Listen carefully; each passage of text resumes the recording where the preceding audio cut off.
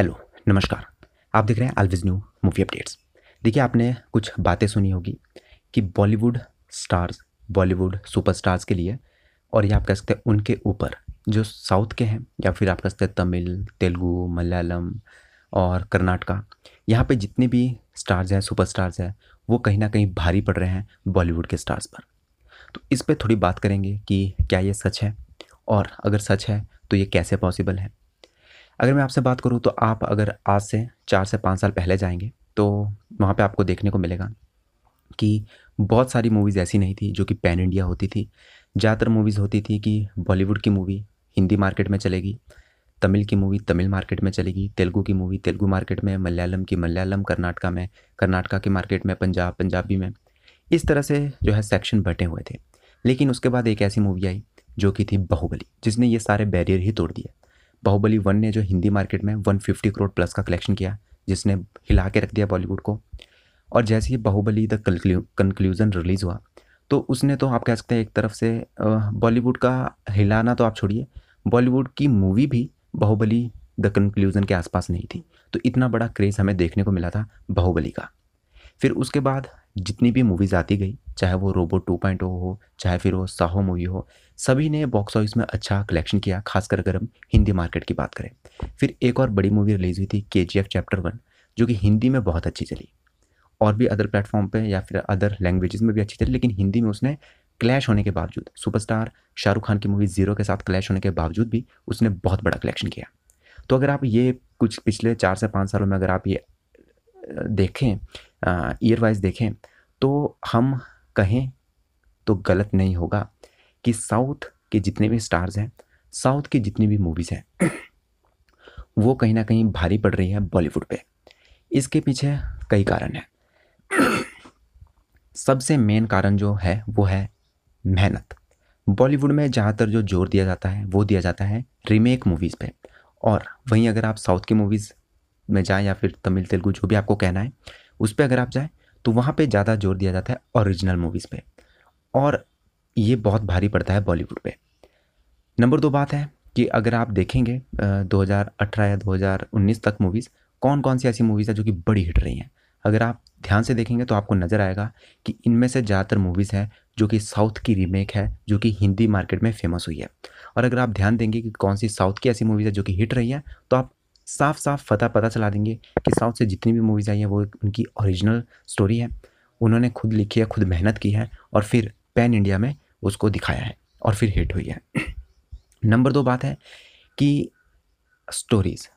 अगर आप बॉलीवुड में देखेंगे तो अभी भी बॉलीवुड वाले जो है 2 से 3 टाइप की स्टोरीज़ दिखाने में ही इंटरेस्ट है। और जैसा आपको पता है कि बॉलीवुड में कुछ एक्टर्स हैं, हम नहीं इसको झुठला नहीं सकते, कुछ एक्टर्स हैं, कुछ स्टार्स हैं जिनको ज़्यादा स्क्रीन्स मिलती है। बॉलीवुड में ऐसा नहीं होता कि कौन-सी मूवी ज़्यादा अच्छी है तो उसे अच्छी खासी स्क्रीन्स दें, नहीं। बॉलीवुड में जो प्रोड्यूसर है जो ज़्यादा स्क्रीन्स ले सकता है, वो उसको स्क्रीन्स मिल जाती है, उसकी मूवी चाहे कितनी भी घटिया हो। वहीं अगर हम साउथ की बात करें तो जब भी वो कोई भी मूवी लाते हैं पैन इंडिया में, तो उसमें कुछ ना कुछ वो कंटेंट रखते हैं। चाहे वो एक बड़ा बजट हो, चाहे फिर स्टोरी हो, चाहे फिर फैन में उस स्टार का क्रेज़ हो।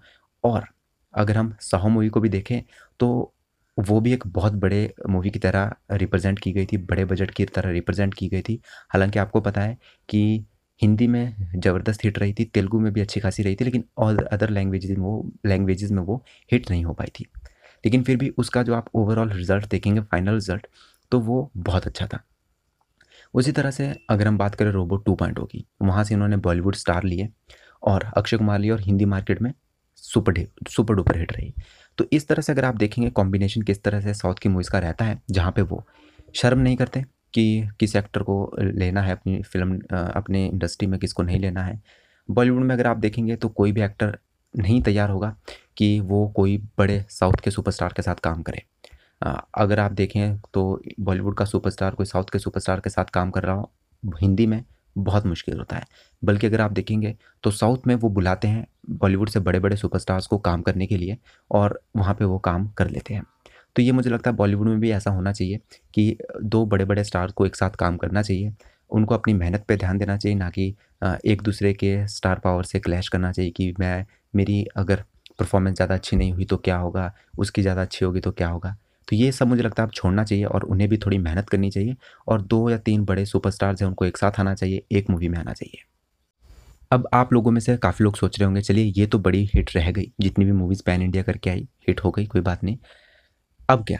देखिए अब क्या की बात नहीं है, अब जो आने वाली मूवीज़ है वो और भी बड़ी है। मैं आपको सिर्फ़ सिंपल बात बता दूँ कौन-कौन सी मूवीज़ है, आपको खुद पता चल जाएगा।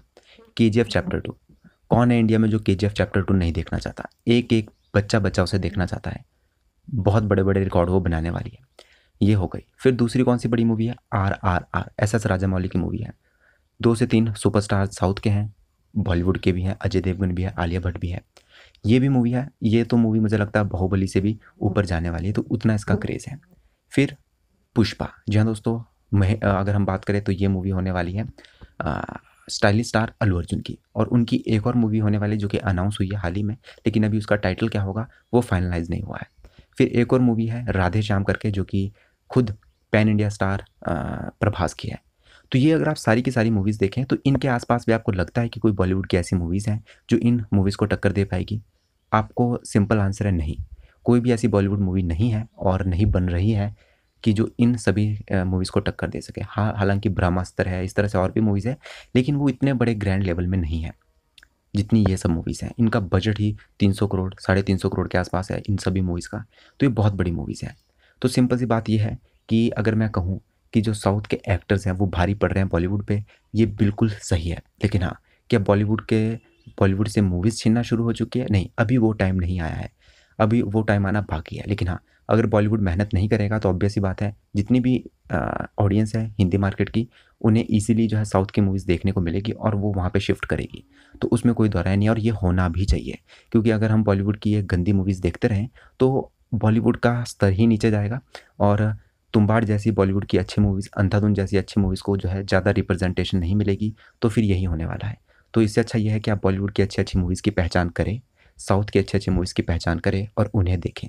अब ये नहीं होना चाहिए कि ये साउथ की मूवीज़ है तो हमें नहीं देखनी है, ये इसकी मूवीज़ है तो नहीं देखनी है। आपको सभी मूवीज़ देखनी होगी अगर आपको इंडियन फ़िल्म इंडस्ट्री को एक अच्छे पायदान पे ले जाना है। आपको क्या कहना है इस रिपोर्ट के बारे में कमेंट बॉक्स में लिख के ज़रूर बताएँ। लेटेस्ट अपडेट जानने के लिए सब्सक्राइब करें, बेल आइकन को प्रेस करें। मिलते हैं अपने नेक्स्ट एपिसोड में, तब तक के लिए धन्यवाद।